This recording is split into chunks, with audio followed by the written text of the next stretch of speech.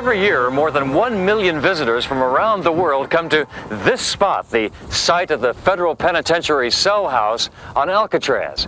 Now, for most of them, their hope is to walk down the great corridor known as Broadway and to see the cells of famous criminals such as Alphonse Scarface Capone and the Birdman, Robert Stroud. But that's only one small part of the much bigger story of Alcatraz, an island defined by isolation with a history that stretches back 15,000 years to the end of the last ice age.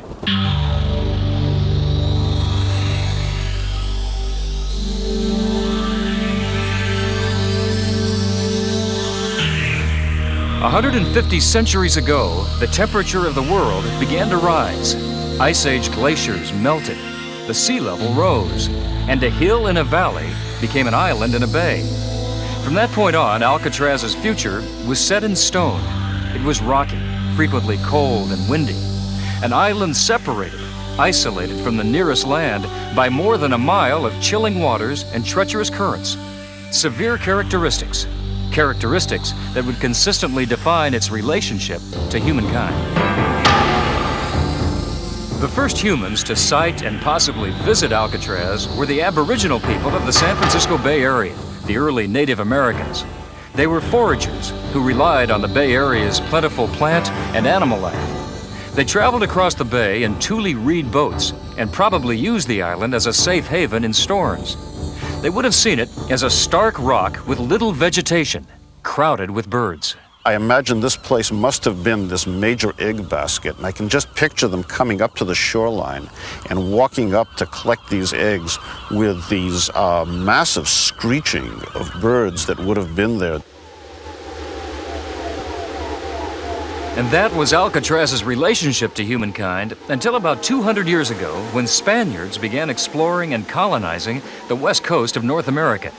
An expedition leader in 1775 named Juan Manuel de Ayala gave it its name when he noticed the island's many pelicans.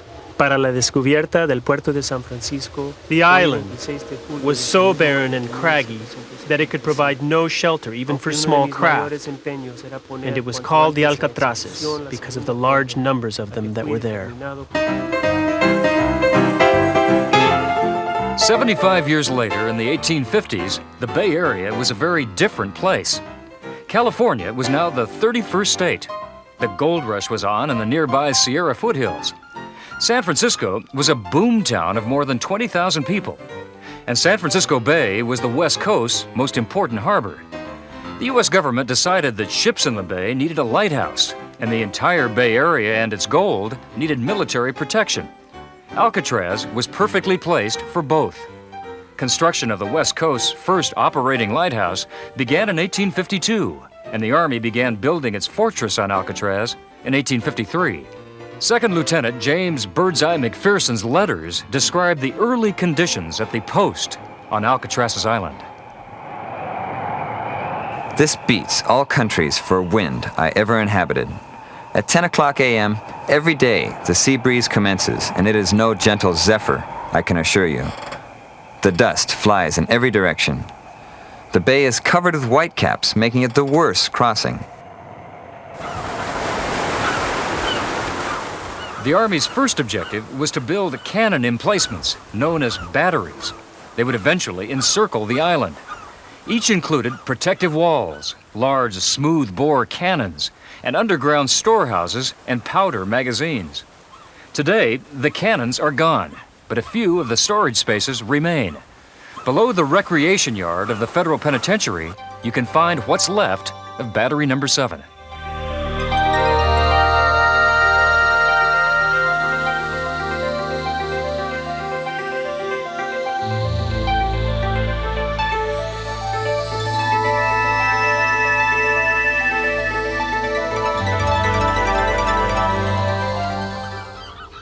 At the top of the island, the Army built a defensive living quarters called the Citadel.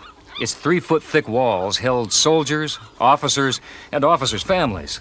They did their best to make it home, bringing their own furniture, decorating, importing topsoil, and putting in gardens. Today, the top floors of the Citadel are gone, but parts of it can be found below the Federal Penitentiary cell house. Just one floor below the cell house, you can still find the remains of the citadel. Now, this is the dry moat that once protected the citadel. Used to be open to the sky, but now the cell house is built on top of it. And this is the exterior wall of the moat. It's brick built on solid stone. Over here, along the wall, the basement wall of the citadel, you can still find the narrow slits from which soldiers would fire their rifles in case of attack.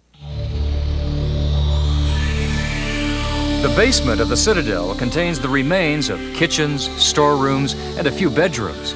Walking through these abandoned rooms, you can get a sense of how the building was laid out. And though you'll find no furniture nor artifacts, you may find the occasional bit of soldiers' graffiti. Not necessarily from the year it was built, but still a remarkable testament to its long use. Albert Herring, 1887. Also built in the 1850s was the guardhouse. This was the gateway to the rest of the island. To get in, enemies or visitors had to cross a dry moat with a heavy wooden drawbridge. And on either side, they were confronted by cannons. This is actually a cannon port, or a gun embrasure. And the cannon that sat here was a stubby little thing. It was called a 24-pounder cannon, because it could fire a 24-pound cannonball about that big. Here, they wouldn't have loaded with a cannonball.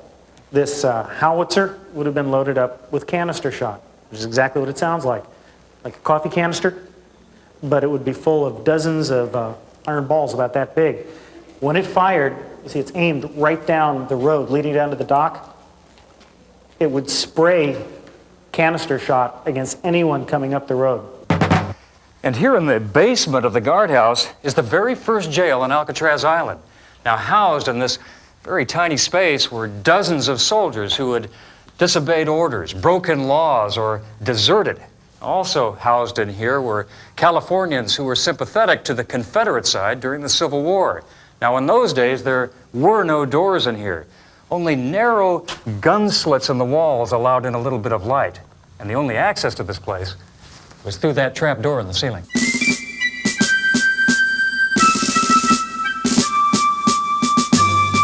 During the 1860s and the Civil War years, construction continued, and the number of soldiers swelled to 400. One of the most important new structures was an additional barracks building.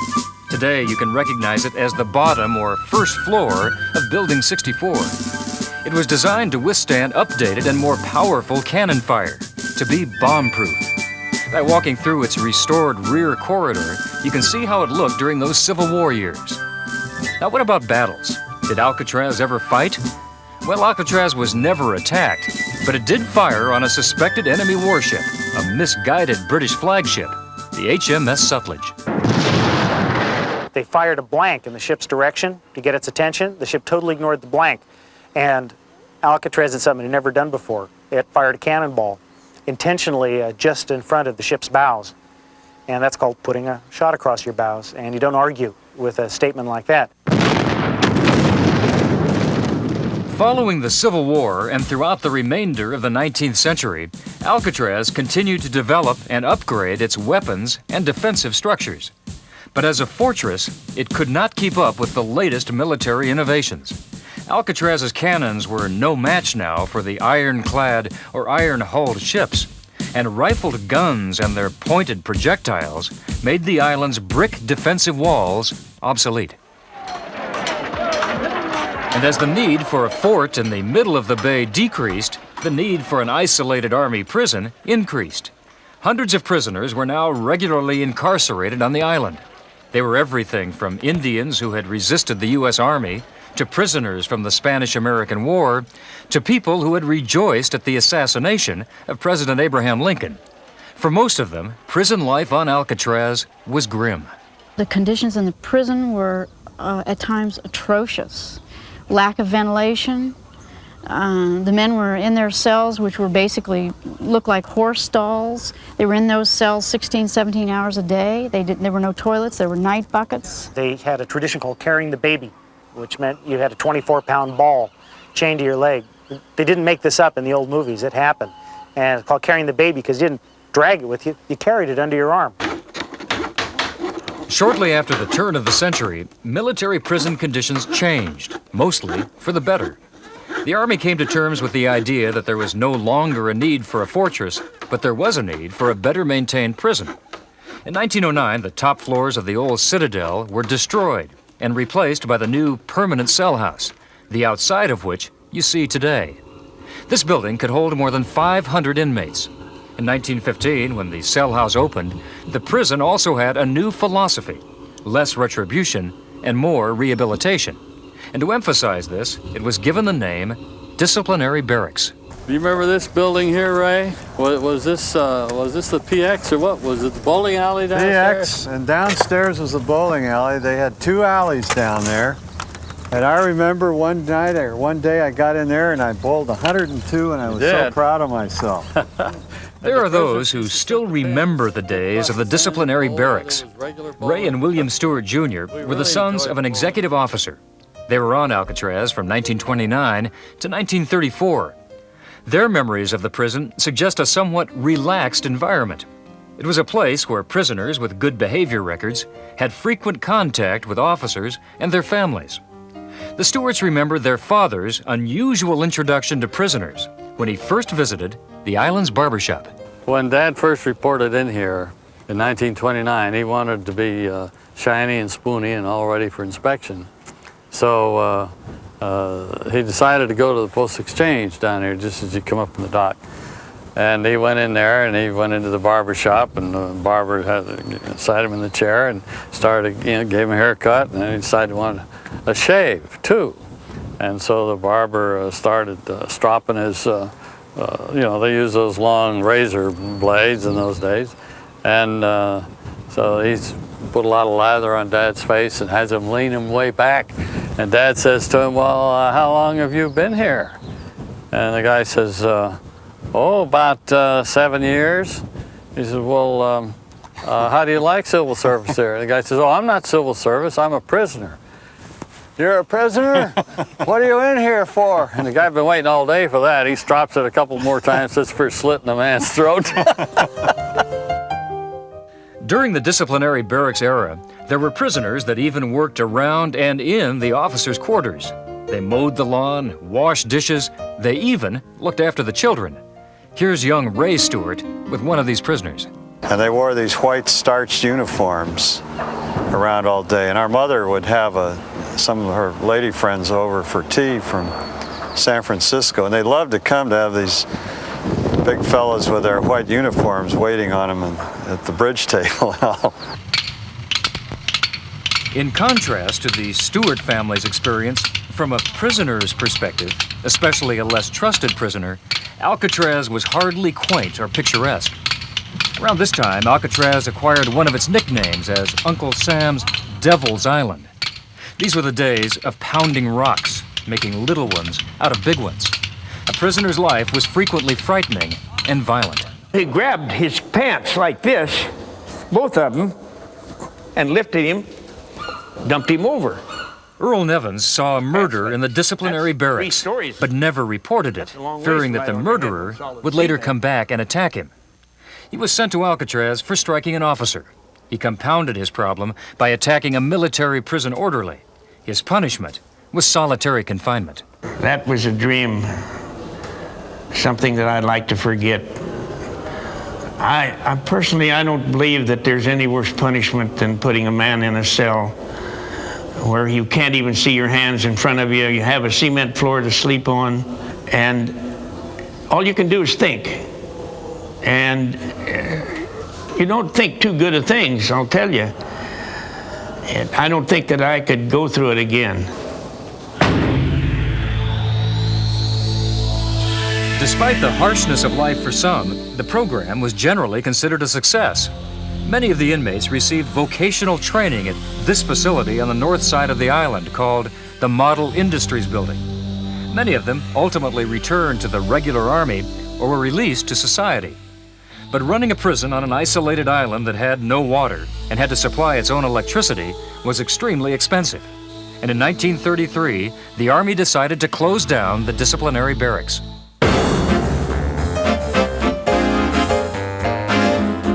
In the early 1930s, FBI Director J. Edgar Hoover and the Justice Department began looking for a new maximum security prison.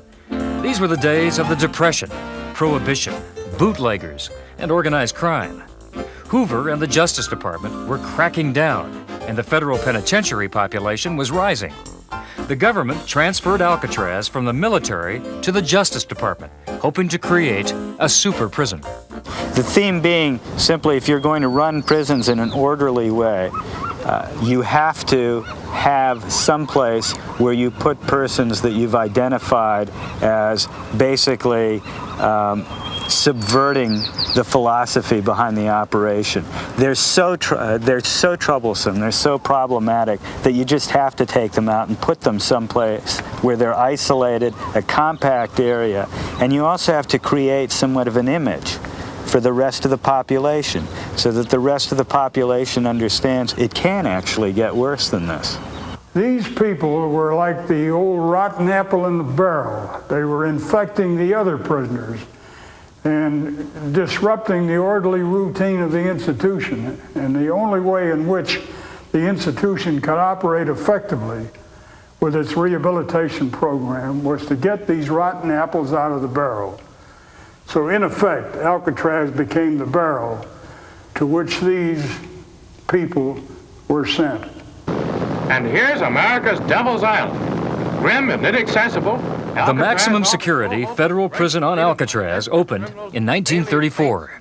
The first 32 inmates were Army prisoners left over from the disciplinary barracks. The first group to come from another prison was from the federal penitentiary at McNeil Island in Washington State. Throughout the year, more and more came, and by the end of the first year, there were more than 200. For all prisoners, arriving at Alcatraz was an intimidating experience. Convicted bank robber Leon Whitey Thompson remembers his arrival. And I remember I was on that boat. I had about 16 pounds of shackles and iron on me, and I was just blinded by total hatred. I couldn't see nothing around me. That's how blinded I was with hatred. And I come to the Rock, and for the next 4 years, I spent 24 and a half years in the penitentiary, but my little over 4 years on Alcatraz was harder on me than the other 20 years in prison. The worst of the worst, the toughest of the tough, were sent to Alcatraz. They included criminals like Alphonse Scarface Capone, George Machine Gun Kelly, Alvin Creepy Karpus, and the Birdman, Robert Stroud. Almost all of them began their time in other penitentiaries. There they developed troublesome records, and because of this, were transferred to Alcatraz. One of the few exceptions was Morton Sobel. He was prosecuted along with Julius and Ethel Rosenberg for spying. They were executed. He went directly to Alcatraz. My lawyer contacted a high-level lawyer in Washington to get into the case, and he told them J. Edgar Hoover was responsible for my being sent here, and that he didn't want to tangle with J. Edgar Hoover. So, I mean, that's the answer to your question. It was J. Edgar Hoover's decision, and when he made a decision, you know that nobody bucked it, not even James V. Bennett, the director of the Bureau of Prisons. The famous and the infamous. They were all isolated in a prison boasting only 4 rights: food, clothing, shelter, and medical care. Everything else was a privilege that had to be earned. Each inmate had a 5-foot by 9-foot cell. They were locked up every day from approximately 5:30 at night to 7:15 in the morning. They were closely supervised.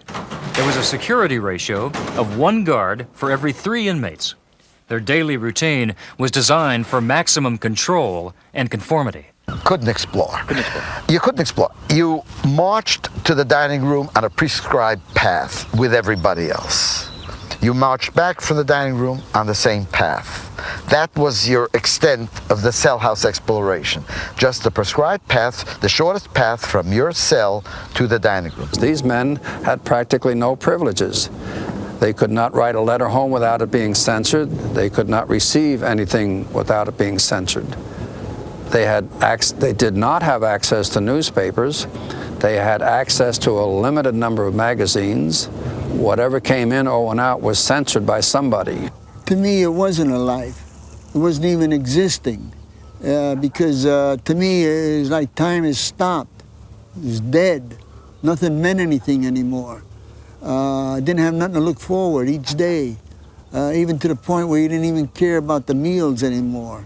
To me, it was like an engine. You put some gasoline in it and the engine keeps turning, but no emotions, no feelings. That's the way I felt each day.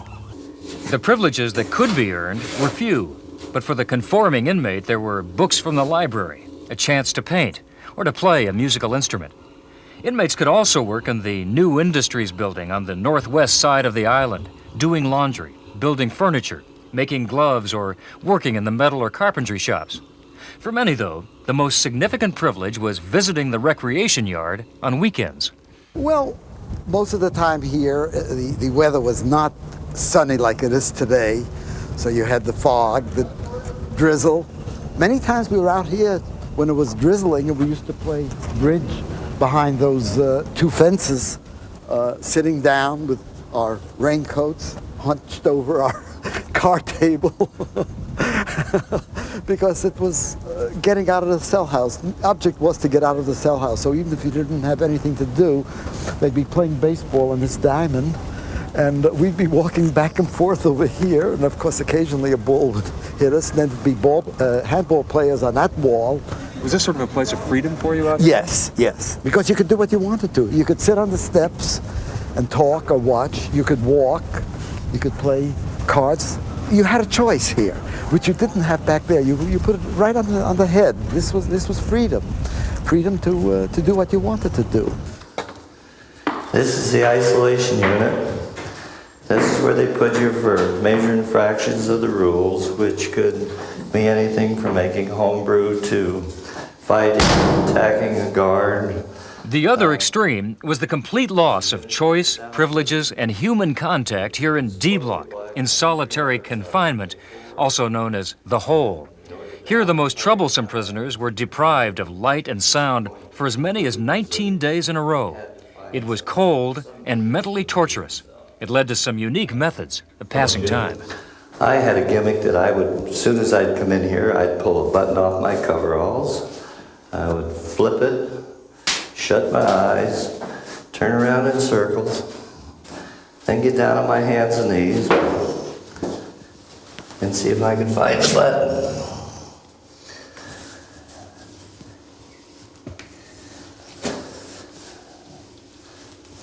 And sometimes it would take me the longest time to find the button.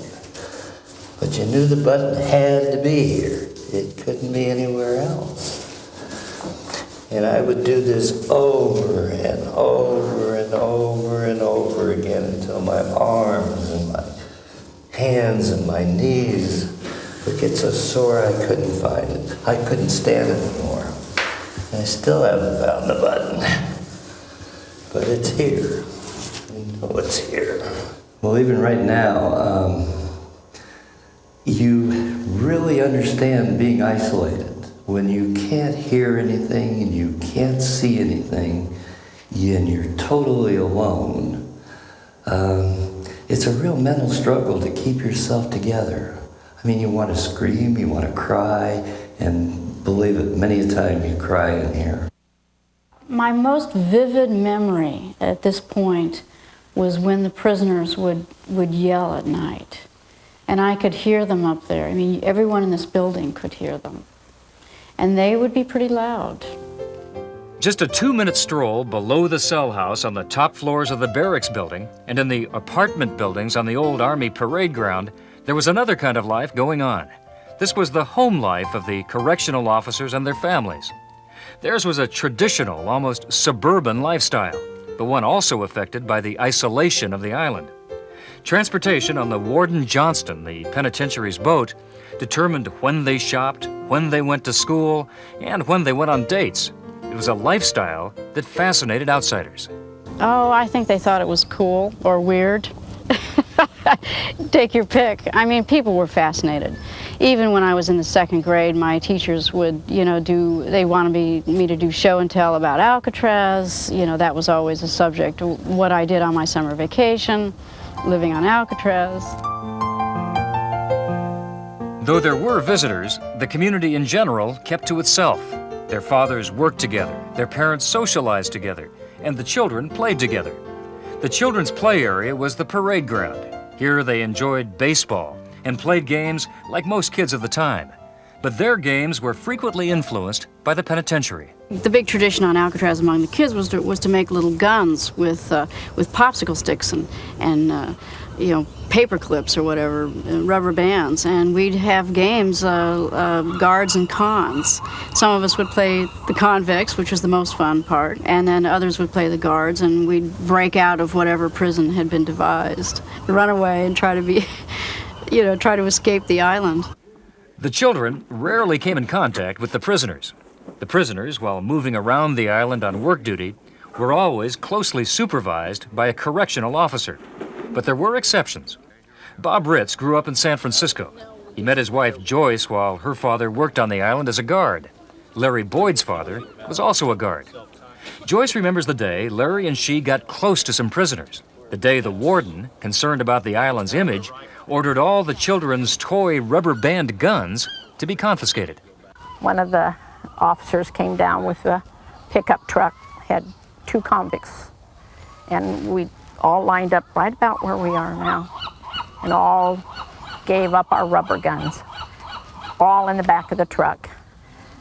And the truck turned around, and as they're driving out, the convicts are busy throwing the rubber guns back to us kids, and we're all scurrying to pick up our guns.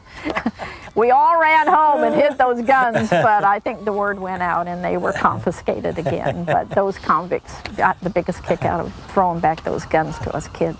There was an incident right here when I was about 8, when a prisoner was working back behind the fence. They were cleaning, 2 prisoners and a guard. They found a little handball, which was the most coveted thing that a kid could get on the island, because the handballs were from the prisoners. They'd roll over the wall, or you know, fly over the wall and roll down the hill, and they'd get hidden.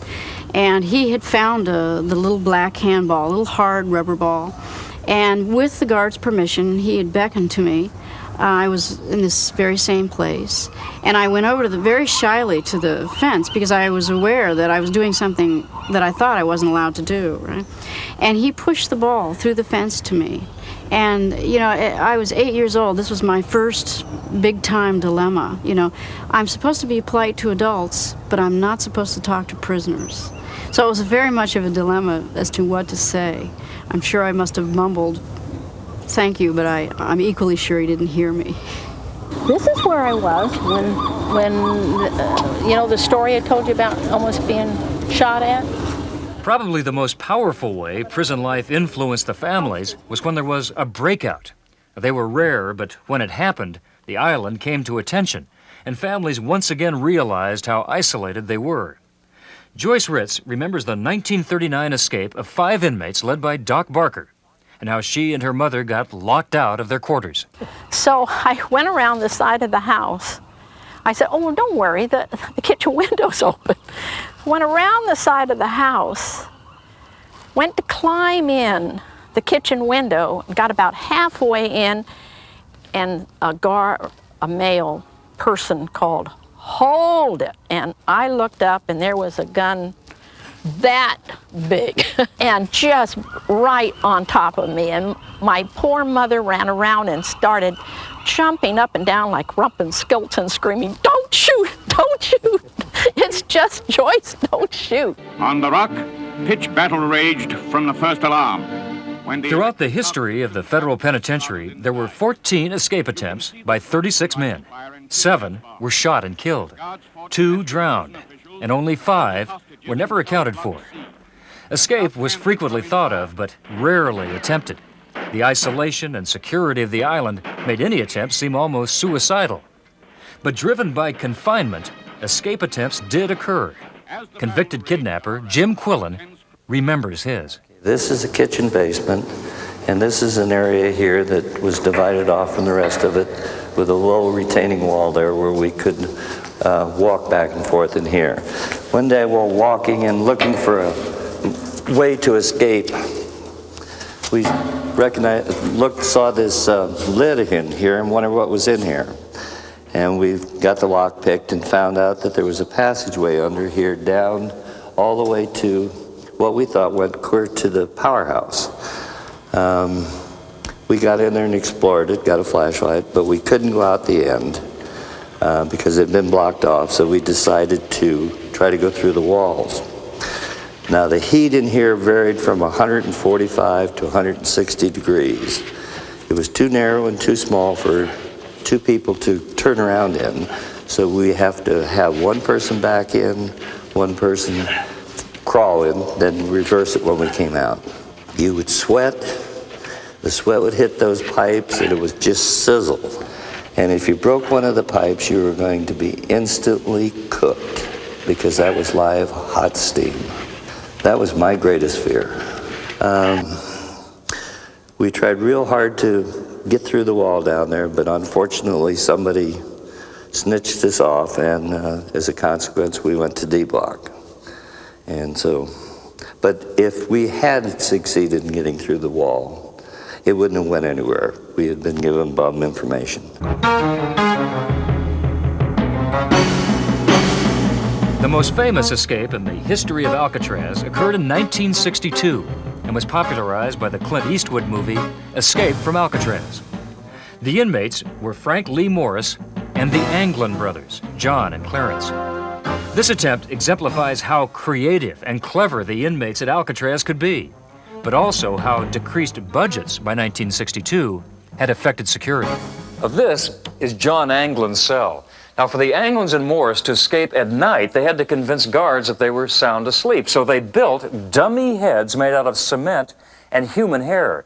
Prior to the escape, they also fashioned and used these tools, including this electric drill made out of barber clippers to enlarge the ventilation holes in their cells. Now, in the early days of the prison, none of this would have been possible. These cells were subject to monthly shakedowns or inspections in those days, but by 1962, none of this was happening. Finally, on the night of the escape, the inmates removed false walls and grills and squeezed through the holes in their cells into a utility corridor.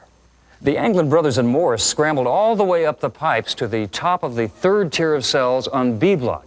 Now, this was really a safe place for them because although it was within easy view of the gun gallery, the prison could no longer afford to keep guards stationed there. So for weeks and weeks, this was a private little workshop where the inmates prepared their escape. Now, during this time, they made ingenious equipment such as this life preserver made out of stolen raincoats and this flashlight made out of a battery, a bulb, and a pillbox. Well, on the night of the escape, they gathered their equipment and made for the cell house roof through this hole. The escapees popped the top of a ventilator shaft and came through, and then began to run across the roof of the cell house, carrying with them their equipment, their raft, their life preservers, an air pump, and 100 feet of electrical cord. And they made it right here to this spot. Now, for a long time, that would have been impossible because for many years, there was a guard booth back there on the roof of the cell house. But by 1962, with budget cuts, that guard booth had been removed, and the north side of the island was also unprotected. So at night, the escapees were able to move without being seen. They shimmied down a chimney using their electrical cord. They ran to the north side of the island and escaped into the bay.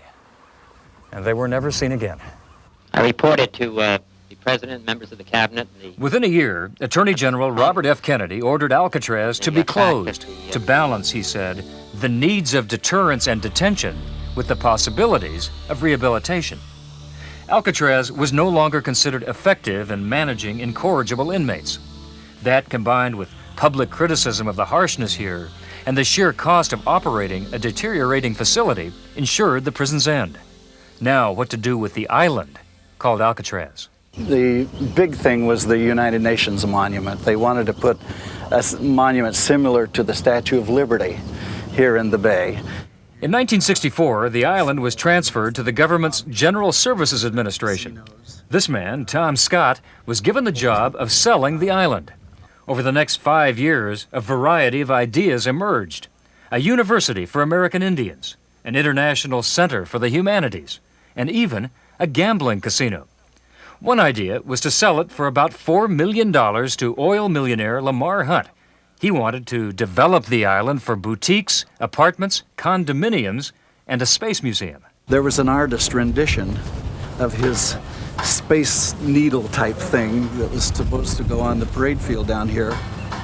And the day after it appeared in the Chronicle in the city, Herb Cain called it I don't know if I can say this word, you can take it out if you don't need it, but he called it a phallic symbol with a 10-gallon hat on top of it. And Mr. Hunt, being a private person and didn't want to get all this publicity, said he was not interested in the island anymore. Growing so tired of fighting this war. By the late 1960s, there was still no decision on the future of Alcatraz. But the times, they were a-changin'. Richard Nixon was president.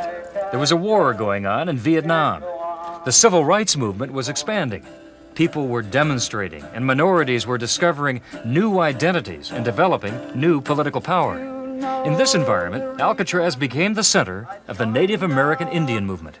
One lone little light bulb was up here that lit this way as the 80 Indians came off the boats onto the water barge, up the ramp, while the security guard for the island was jumping up and down and saying, "Mayday, Mayday, the Indians have landed." On a cold November morning in 1969, a group of American Indians landed on Alcatraz. This wasn't the first occupation by Native Americans. Actually, it was the fourth since the closing of the federal penitentiary.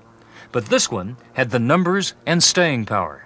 It would permanently change the image of American Indians and Alcatraz. The idea of Alcatraz was had a special appeal for us because Alcatraz was an abandoned piece of federal property, a prisoner, and many of us then, as well as many of us today, believed that American Indian reservations were in fact prisoner of war camps at the Indian Wars. Symbolism, for one thing, and again, visibility. If we had done something like Alcatraz in the remote woods of Mendocino County, or mountains there, how long would we have lasted without the media and public looking right over the shoulders of the government? Though many of the first Indians on the island were surprised by it, the government was nervous about removing them and causing negative publicity. So a planned overnight show of strength and bravado turned into a 19-month political demonstration. It had a tremendous effect on the Indian community everywhere. And it was, after years and years and years of having land taken from people, after years and years of not having any real victories, after years and years of degradation and defeat, it became this major symbol of just stepping in and taking over something. Our stand is Alcatraz Island. It's a stand of self-determination. But the days of elation ended quickly.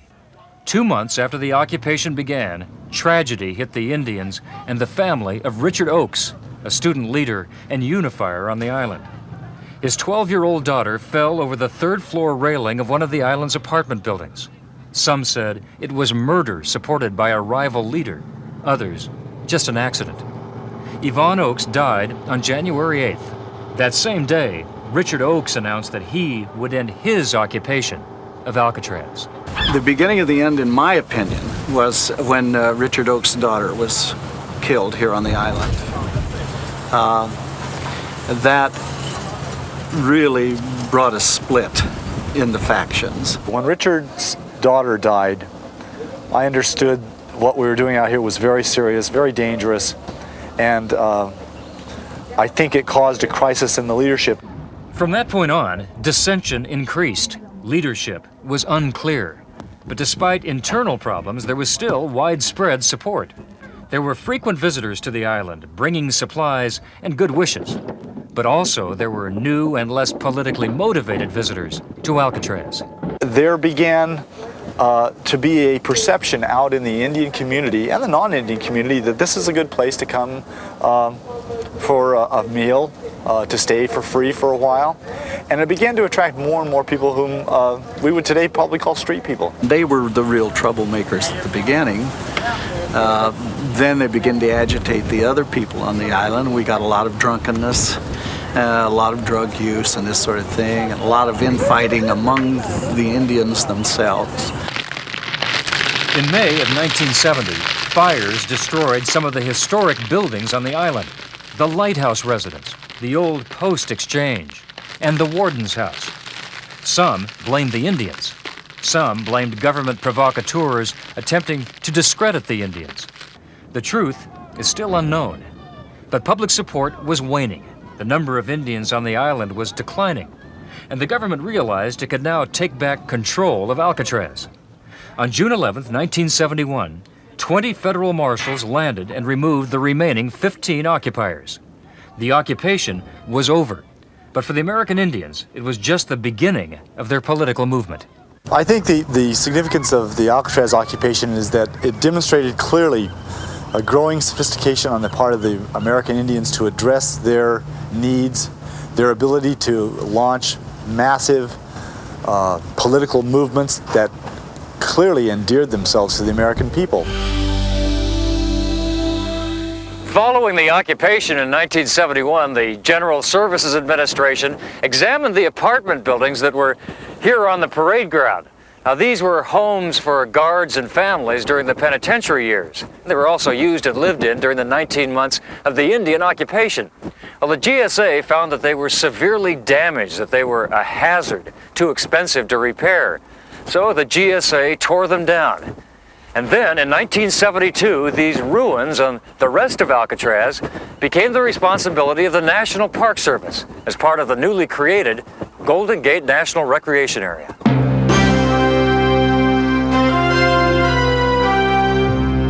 Beautiful. Yeah, it's impressive. Really is something to see.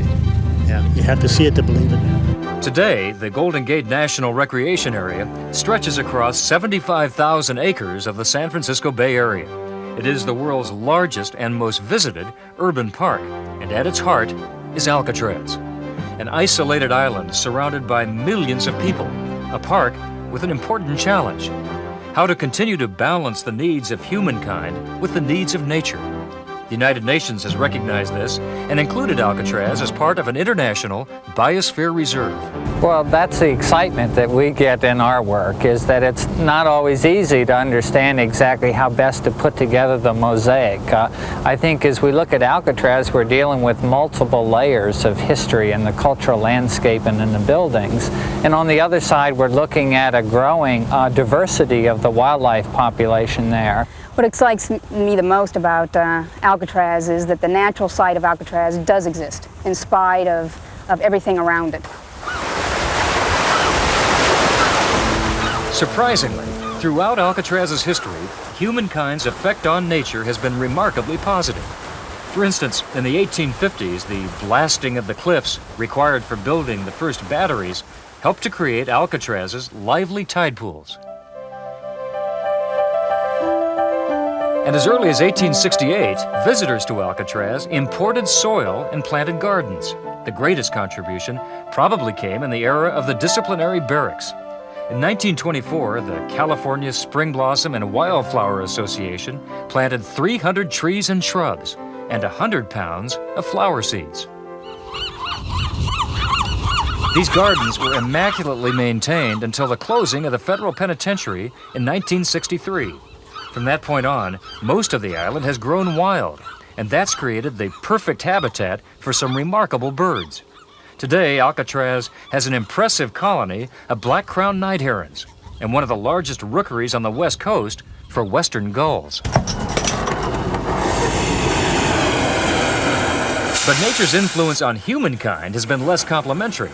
Though we benefit from the beauty of the plant and animal life, the winds, the cold, the salt air, all have caused the historical structures to quickly deteriorate. Fortunately, the National Park Service has come up with a unique solution. They're bringing prisoners back to the island. I'm doing time on the rock.